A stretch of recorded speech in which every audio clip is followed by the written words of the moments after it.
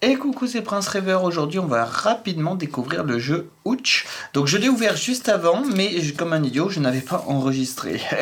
Donc, c'est pas grave, vous avez juste pas vu l'ouverture du blister.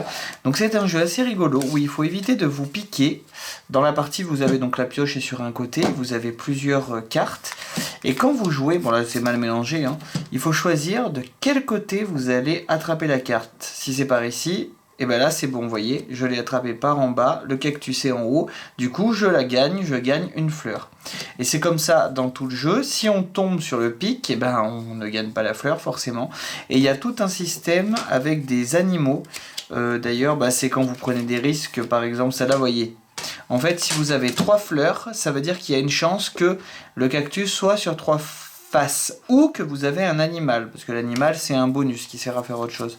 Par exemple, il y a beaucoup d'animaux finalement, mais après c'est peut-être parce qu'elles sont mal mélangées. Mais voyez par exemple celle-ci, hop, vous avez 3 fleurs, donc ça veut dire qu'il y a 3 faces avec des cactus. Donc il y a tout un petit jeu comme ça où on a envie de ramasser des fleurs, mais il faut pas se piquer, sinon on ne les ramasse pas. Alors attendez, j'espère que... Oui voilà, je les ai mis dans le mauvais sens, forcément. Ça c'est du tout moi.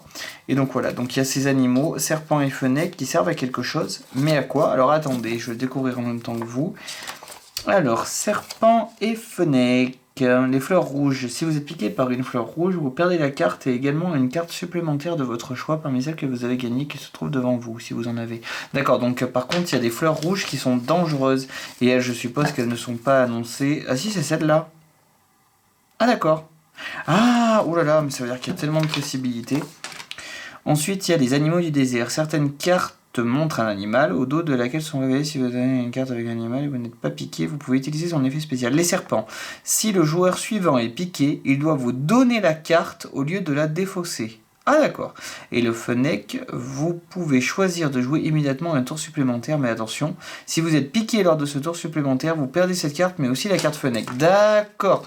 Donc le fennec nous permet de rejouer tout simplement, mais si on est piqué, on perd la carte plus notre fenêtre, donc c'est dommage. Et le serpent nous permet en bonus donc de piquer, pas de piquer, c'est pas évident d'utiliser le mot piquer dans ce jeu, de voler une carte au joueur suivant s'il n'a pas réussi à l'avoir. D'accord, ok.